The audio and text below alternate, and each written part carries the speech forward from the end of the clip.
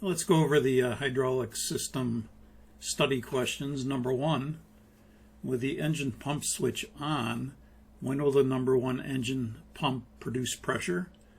That's anytime the engine is rotating. Anytime the engine is turning, the EDP will, through the N2 accessory gearbox, will start to pressurize the hydraulic system.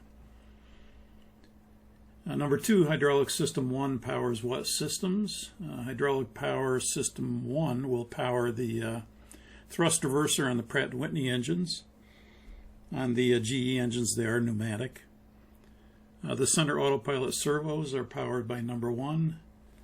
Nose and body gear steering, nose and body gear actuation, and the alternate brakes are powered by system 1. And then flight controls are powered by system 1, and that would be ailerons, rudders, and elevators. The spoilers do not use system 1. Number 3, what conditions will cause the demand pumps to operate with the selector in the auto position? Anytime an EDP is low, an engine-driven pump is low, the demand pump will come on to supplement. They will come on to supplement if needed, even with the EDP pressurized. Anytime a fuel control switch is put in cutoff, the respective demand pump will operate. If you pull a fire switch, that will depressurize the EDP, and that will cause a demand pump to come on. For system 1 and 4, anytime the flaps are in transit on the ground, the demand pump would operate. And in the air, anytime the flaps are out of the 5 position, or actually beyond the 1 position, the demand pump 1 and 4 will operate continuously in the air with the flaps beyond 1. Remember, flaps 1 is just the inboard and midspan, which is powered by pneumatics. When you go to flap 5, then that will start to extend the trailing edge flaps, and then that's when the number 1 and the number 4 demand pump will come on automatically with a switch in the auto position.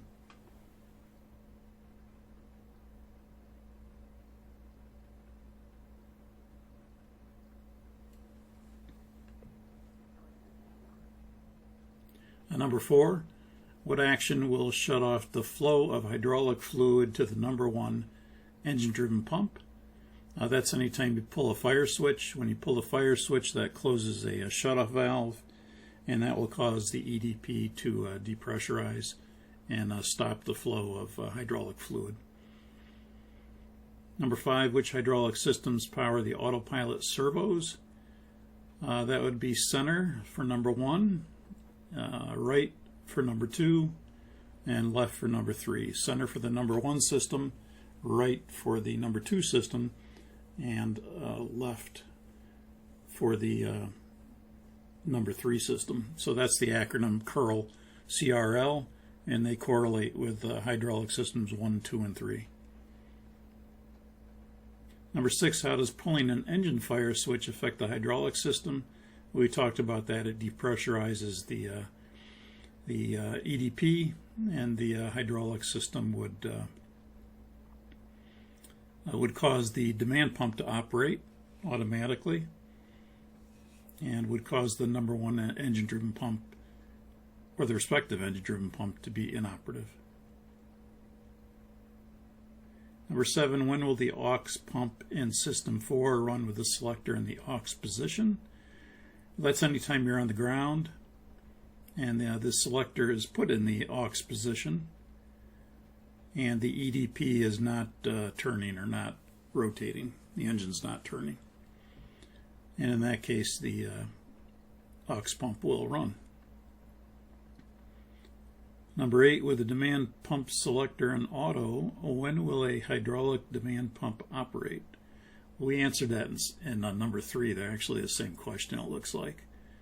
Number 3 says, what conditions will cause demand pumps to operate with a selector in auto?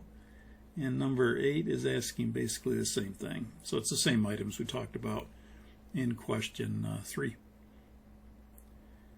Number 9, which condition will automatically command hydraulic demand pumps 1 and 4 to operate? We touched on that as well. On the ground, anytime the flaps are in transit, hydraulic 1 and 4 demand pumps will come on, and then they'll stop when the flaps reach their selected position. So it's only in transit. And in the air, it would be continuously when the flaps are out of the 1 position. Number 10, what indicates excessive fluid temperature? That would be a system fault light on the hydraulic panel. The system fault light will indicate an excessive fluid temperature, or low quantity, or low pressure. So it's high temperature, low quantity, low pressure for the system fault light. And that completes the hydraulic system study questions.